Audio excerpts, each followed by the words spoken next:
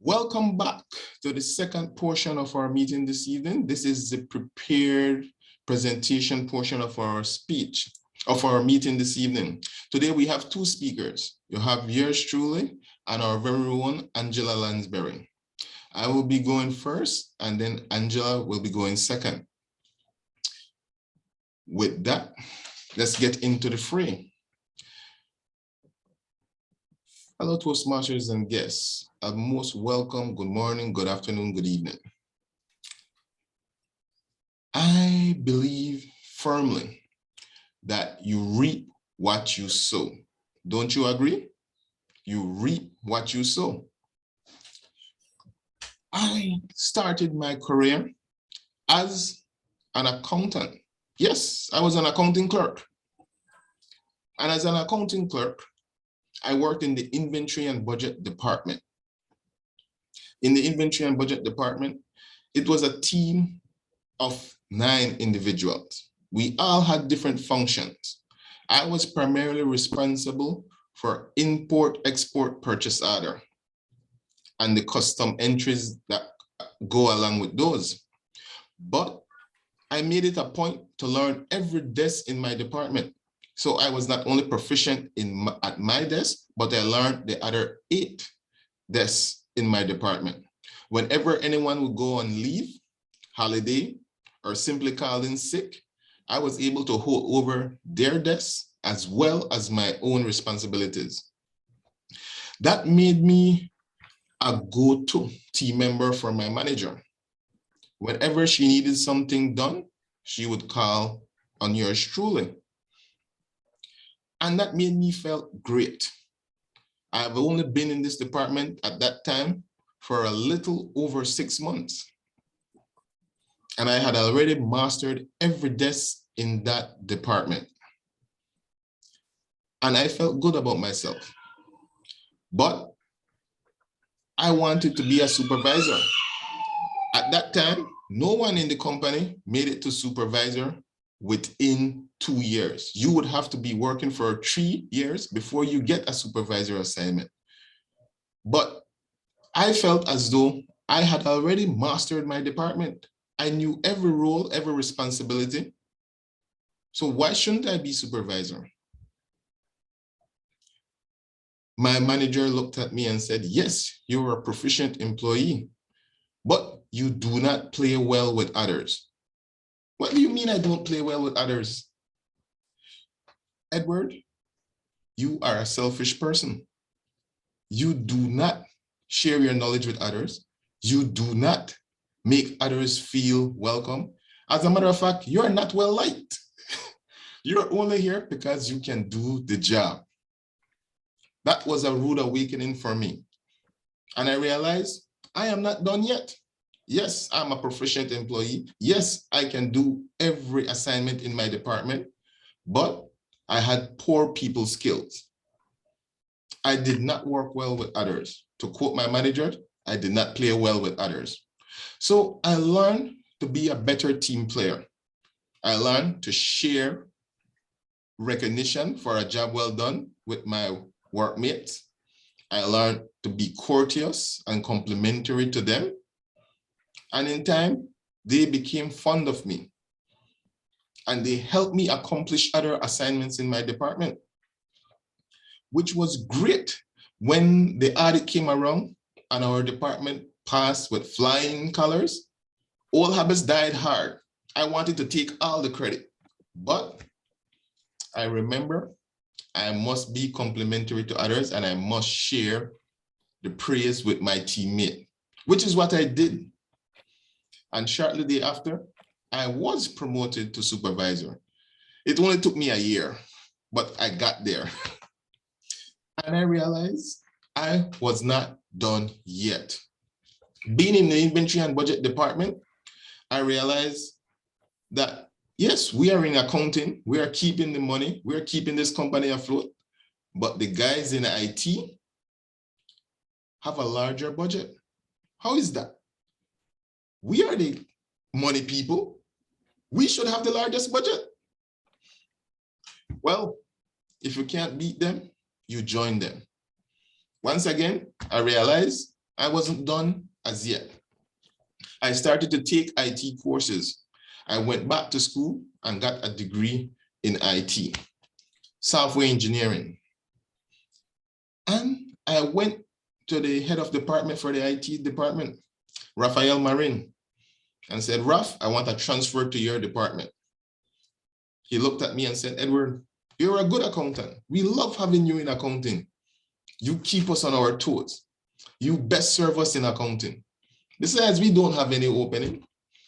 And yes, you have a certificate, but you are not quite qualified to be here. I realized I am not done yet. So I kept at it. Computer repair courses, networking courses, system administration courses. I did all of that, each time going back to Raf, saying, I would love to be in your department. See, I have improved. I am more certified. And each time he would send me away saying, I am not ready as yet. I kept at it. And finally, after 2 years of trying, I was given an opportunity to be in the IT department. And yet again, I had a rude awakening. No one in the IT department liked me. Why? I'm a finance guy. What do I know about IT? I'm not one of them. I wasn't welcome.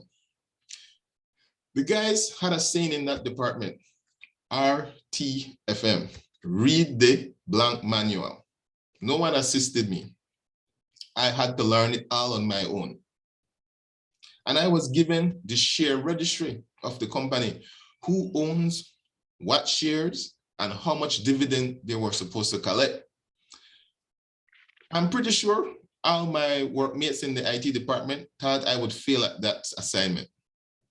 But I was able to calculate the share registry down to the penny, and everyone was happy. When Raf came to me and asked if anyone assisted me, all habits die hard. I wanted to say, I did it all on my own. No one helped me. Hell, no one here likes me. But I said, yeah, the guys were great.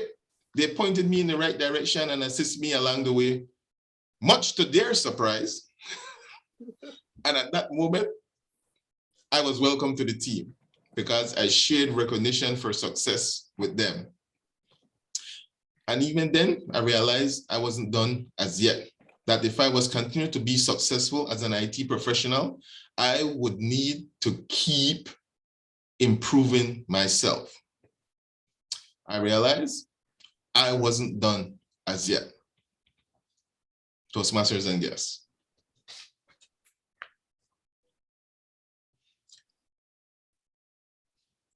That was my presentation. And as soon as Angela comes back, we will go straight into Angela's presentation. Guys, you all have my evaluation form. You can start evaluating me. And in the evaluation session, you can give me your feedback. Yes, Captain? Yes, wonderful presentation. I do appreciate. Thank you, thank you. But for that evaluation form, how can I get that evaluation form? I don't have it. Oh, I joined later. Sorry about that. Okay, no problem, no problem. Let me repost it. It will be in my email or it will be in Zoom? It will be in Zoom. Okay.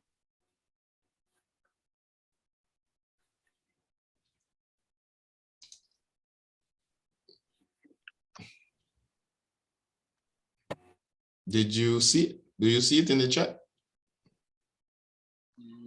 I can see only three of you, including me, four person. Right. Nothing else I can see. All right, put your email in the chat and I will email it to you. Okay. Maybe Captain, you didn't activate the chat box. Angela? If you activate the chat box, you can. Angela, are you ready? Yes. Okay. Toastmaster Angela is an author, an avid blogger, and a dynamic speaker.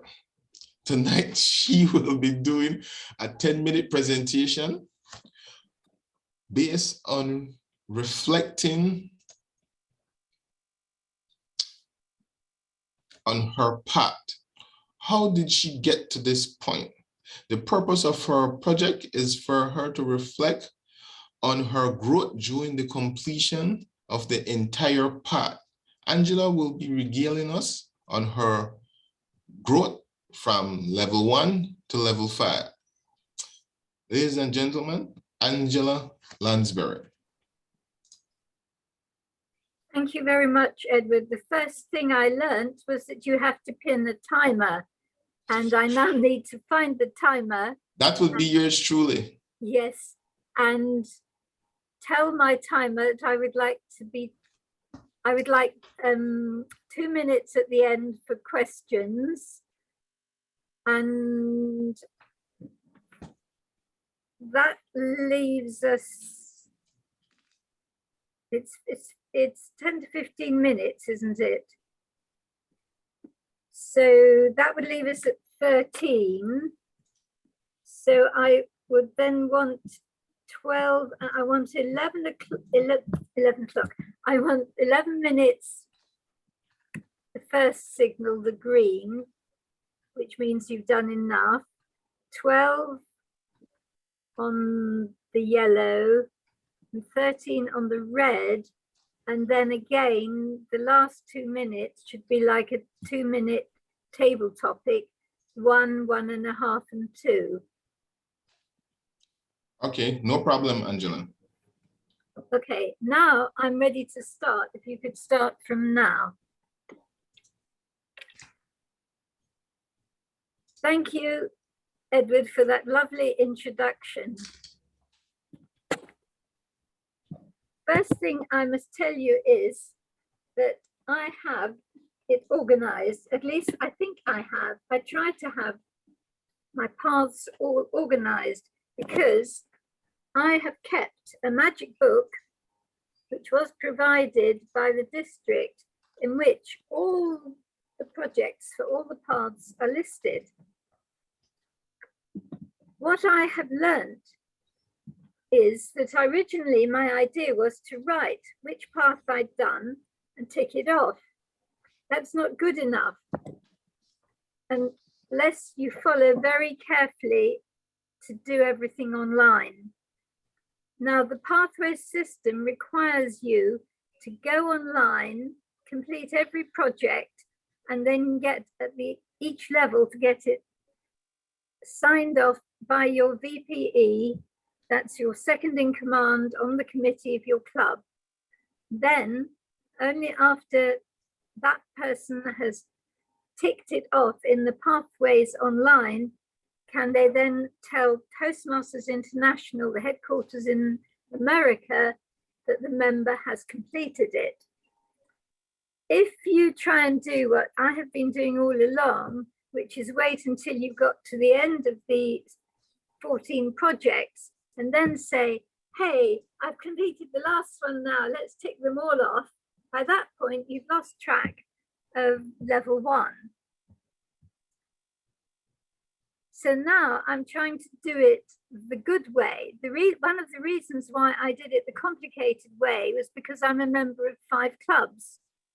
So I'm never quite sure which club I'm going to be doing which speech at, because at the last minute they might say to you, oh, we've got a workshop this week and we haven't got time for all our speeches. Would you mind very much?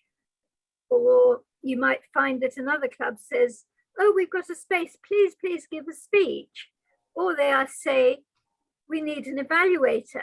And one thing I have learned is that evaluation is part of project 2. And I can ask for my evaluation to be evaluated and get a project from project 2 ticked off. Now, by the time you've done at least one entire path, which I have, you're then starting to dodge around because, for example, if they haven't got much time for you, you could do a short project. You could do project 1, which is only 4 to 6 minutes instead of the 5 to 7. Or you could do the blogging project, which only requires 3 minutes, but it does require you to have written 8 blogs posts. Or another thing you could do active listening, which is project 9, which is being the table topics master. So you could tick that one off halfway down through the whole system. And then you've got to keep track of the fact that you've done number 9 while you try and do number 7 and 8. And then you're getting out of sync.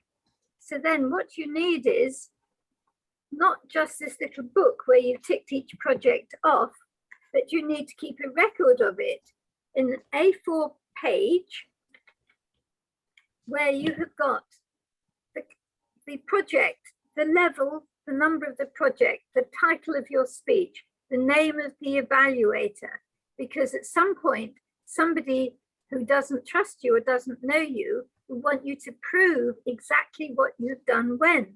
You will also want to be able to prove to yourself that you haven't misremembered, because you're starting to get so many different things done. And this is an example of what happens to you. The more projects you take on, the more complicated it becomes, and it's typical of life. For example, I remember a time when a family only had 1 car, then people had 2 cars, then 3 cars, then maybe 4 cars, the wife's car, the husband's car, the office car, the teenage son's car.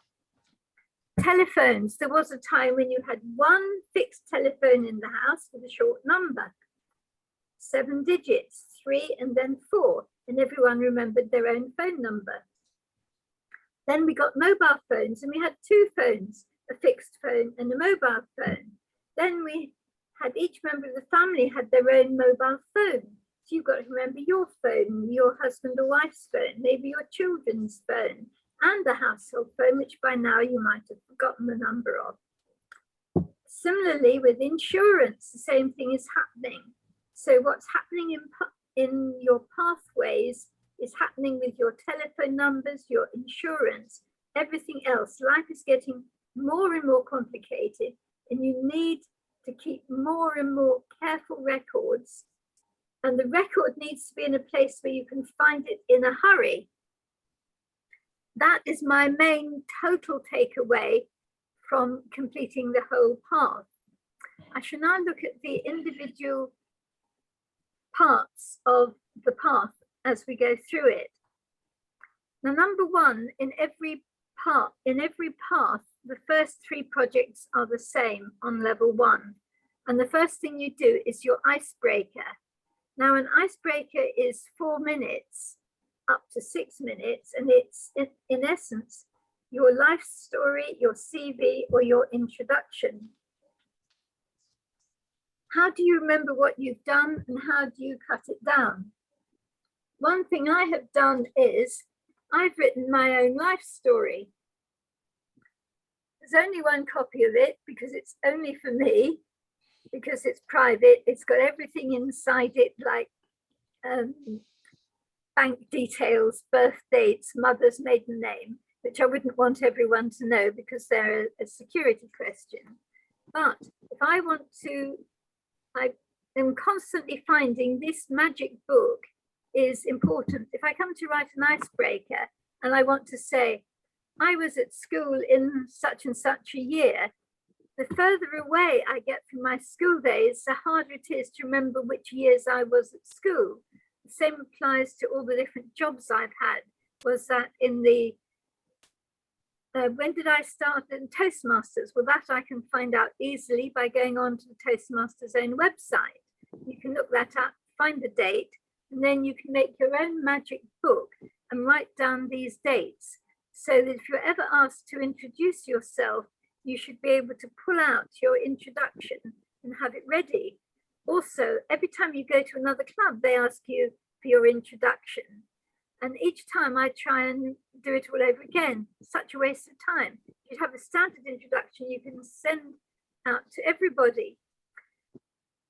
And as a club president or VPE, you should have the introduction for every member of your club, so that if they haven't sent it to you, you're not constantly chasing them. the introductions are all there. They're for you, the Toastmaster of the day, and they can go out. So that's one of the things I can tell you that I learned about the icebreaker. Again, it's all a question of keeping records, knowing where to find them, and being able to share them. Now, the one thing I have learned, which I learned long ago at the icebreaker stage, when I did my first ever icebreaker, I learned from my mentor to use props. And when I was a president of a physical club, I ordered a set of flags. And so I now have an American flag.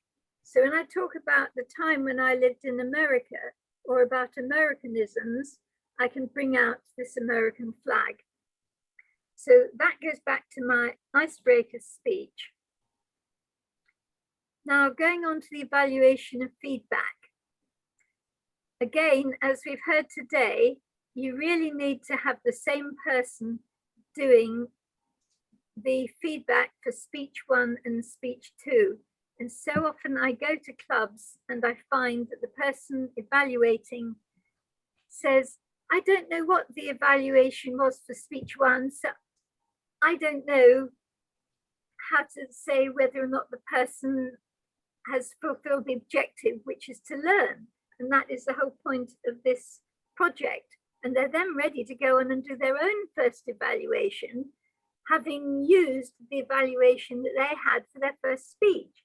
A lot of people at this stage, the speakers don't know whether they're giving first or second speech. They've forgotten. So again, it's a question of keeping the record. Then we go on to researching and presenting.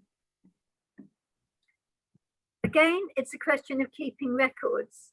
There are 2 subjects which I have. One is on language. And how often do I find that I can't remember something, such as dictionary? Which dictionary do I recommend? What's the name of it? The name of it is the Concise Oxford Dictionary. But unless I've got it right next to me on the desk, or I print off the cover, or I make slides for my research project, I find myself saying the dictionary is called, it's one of the Oxford dictionaries. So what you learn from that project, again, is to keep records. Now, later on, you come to blogging, and I'm very busy as a blogger. And I keep thinking next time round, I'm going to do podcasting, which is my dream and my aim. The podcasting project requires you to do an hour's worth of podcasts. The podcast is simple. At the beginning, I didn't know what it was. A podcast is quite simply, it's like a radio program. It's like a radio program series. You make 4 or 5 recordings on the same subject with an interviewer or an interviewee, and it goes out like a radio program every week. Here we are again. Angela, our language expert, will tell us about whatever, the English language, the origins of the English language, and then the next one, and so on. But I never get round to it, so I go on to the blogs. Now, in theory, you could do blogs and then turn them into podcasts. And that's what I'm planning to do next when I do my next path. Then finally, the last project of the whole thing is reflect on your path. I realized early on that the easiest way to do that is to do a series of 14 slides and make 1 slide for each project. Have I done it? No, but I will next time. So I've done 3 paths. I'm still learning how to keep track of everything I have done so I can share it with you. Now I'll open up to questions. Back to you, Edward. Would you like to open the question session or to manage it? Sure. What was more challenging for you, doing the manual presentations or something else? The manual the old manual or the pathway, you mean? Is that what you Correct. mean? Correct. When I first did speeches, the difficulty was understanding the difference between a persuasive speech and a motivational speech, and it took me years to work that out. After I mastered that, the complication was doing the practical ones, because basically I wanted to do speeches and didn't want to take the roles.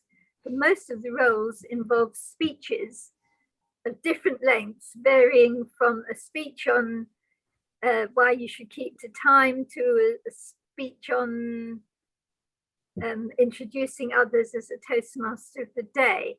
So I eventually discovered that everything you do involves speeches. However, I just about grasped that when we moved into pathways, where, as I've just described to you, you've got to, it looks simpler because your beginning to end is all one path. Whereas in the old manuals, you got to the end of your first 10 speeches, you then had to decide, am I going to do humor or am I going to do public relations? Whereas now you decide right from the beginning, am I doing the engaging humor path or am I doing the public relations path? So in theory, it's easier now because you know where you're going at the start. Who's to say? That was my experience. Any other questions from anyone else? Can you wave your hands if you have a question?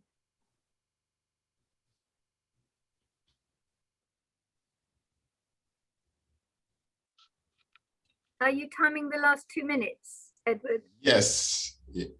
Yes. You have 30 seconds remaining in your question and answer. So shall I sum up? Whatever Yes. path you do, most of them are pretty similar. You have so many choices where the choices are also similar that it really doesn't matter which path you do. Most people start with presentation mastery, and that's the one I would suggest you do. If you choose your clubs where you're giving your speeches, in theory,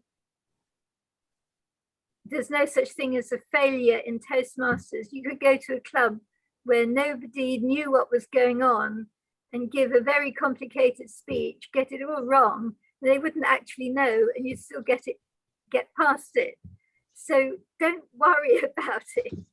You wouldn't learn very much from it because the whole idea, it's like getting a certificate for speaking French, but not learning to speak French. There's not much point in it. But don't let it worry you how difficult it looks, because you can always find someone to help you. You can always do it.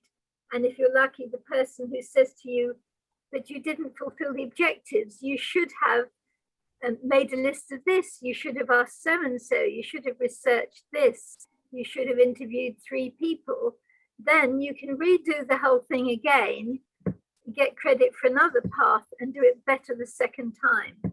So just plow on with whatever path you're on and don't put off doing the next speech. Just do it, get the feedback, and you're making little progress all the time.